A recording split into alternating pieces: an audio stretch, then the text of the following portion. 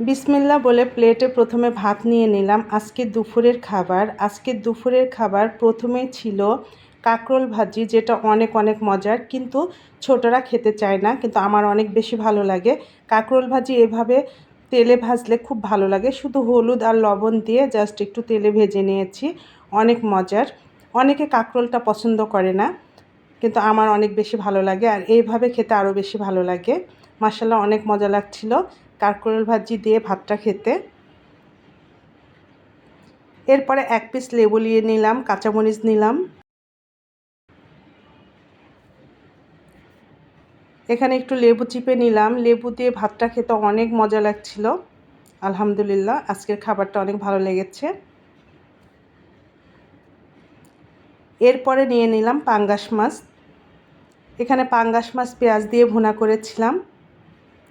এই তো মাছটা দিয়ে এখন খাবারটা খাবো।